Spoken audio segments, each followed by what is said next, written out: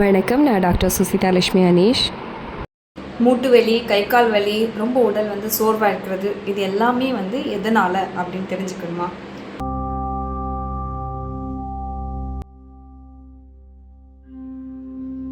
பாரம்பரிய முறையில் பலவிதமான மூலிகைகளுடன் தயாரித்த கும்குமாதி தைலம், Amirtham herbals and organic. Vitamin D deficiency இருந்துச்சுன்னா நமக்கு இந்த மாதிரி பிரச்சனைகள் வரும். அதாவது சின்ன குழந்தைங்கள்லேருந்து பெரியவங்க வரைக்கும் முழங்கால் வலி, கை கால் வலி, ரொம்ப தசை வலி, ரொம்ப சோர்வாக இருக்கிறது, மாடிப்படி ஏறுறதுக்கு ரொம்ப கஷ்டப்படுறது, எலும்பு பலகீனமாக இருக்கிறது, கால் எலும்பு வளைஞ்சு போகிறது, சின்ன குழந்தைங்களுக்கு மெயினாக பார்க்கலாம். தூங்கி எழுந்த உடனே ரொம்ப பெயினாக இருக்குது, நடக்கிறதுக்கு ரொம்ப சிரமமாக இருக்குது அப்படின்னு சொல்லுவாங்க. ஸோ இதெல்லாம் விட்டமின் டியோட டெஃபிஷியன்சின்னு சொல்லலாம். அதே மாதிரி மூட்டு வலி, மூட்டு வீக்கம், ரொம்ப சிவப்பாக இருக்கிறது, இதெல்லாம் வேறு, அதாவது ஆர்த்ரைட்டிஸ்ன்னு சொல்லுவோம். ஸோ அதுவும் இது நம்ம கம்பேர் பண்ணலை. இது ஒரு பேசிக்காக நமக்கு ரொம்ப சோர்வாக இருக்குது, கை காலெல்லாம் ரொம்ப அசதியாக இருக்குது, வலியாக இருக்குது, ரொம்ப பலகீனமாக இருக்குது அப்படின்னா விட்டமின் டி டெஃபிஷியன்சியும் ஒரு காரணம். ஸோ அதை பற்றி தான் நம்ம இன்றைக்கி பார்க்க போகிறோம். நம்ம உடம்புல கால்சியம், பாஸ்பரஸ் இதெல்லாம் உள்ளே அப்சர்வ் ஆகுறதுக்கும் இந்த விட்டமின் டி ரொம்பவே ஹெல்ப் பண்ணுது. இது மட்டும் இல்லை, தசைகள் பலமாக இருக்கிறதுக்கும், நோய் எதிர்ப்பு சக்தி வர்றதுக்கும் இது ரொம்ப ரொம்ப முக்கிய காரணமாக இருக்குது. எலும்போட வளர்ச்சிக்கும் ரொம்ப முக்கிய காரணமாக இருக்குது.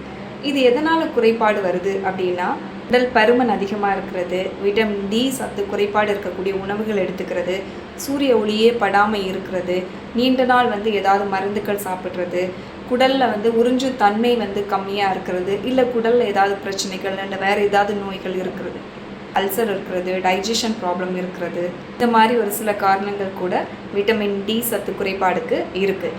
இது எதுலேருந்தெல்லாம் கிடைக்குது அப்படின்னா, காலை நேர சூரிய ஒளி ரொம்ப ரொம்ப நல்லது. தினமும் ஒரு 10 நிமிஷமாவது நம்ம சூரிய ஒளி படுற மாதிரி இருக்கணும். விட்டமின் டி இருக்கக்கூடிய உணவுகள் எடுத்துக்கணும். பன்னீர் எடுத்துக்கலாம், பால், மஷ்ரூம், முட்டையில் இருக்கக்கூடிய மஞ்சள் கரு, ஈரல், இந்த மாதிரி ஒரு சில உணவுகளில் நிறையவே இருக்குது. ஸோ இதெல்லாம் நம்ம எடுத்துக்கலாம்.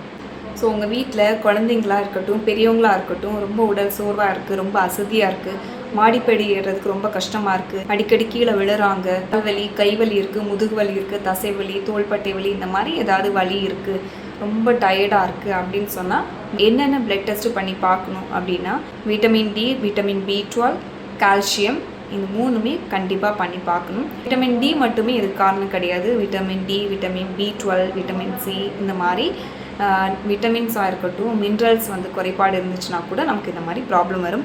இதை தவிர osteoporosis, osteo arthritis, rheumatoid arthritis, gouty arthritis, இந்த மாதிரி வாத சம்பந்தமான நோய்களுக்குமே கால் வலி, மூட்டு வலி, குறிப்பாக மூட்டுகள்லேருந்து வீக்கம் இதெல்லாமே இருக்கும்.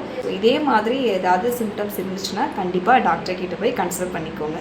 அதுக்கேற்ற மாதிரி உணவுகளும் நம்ம எடுத்துக்கணும்.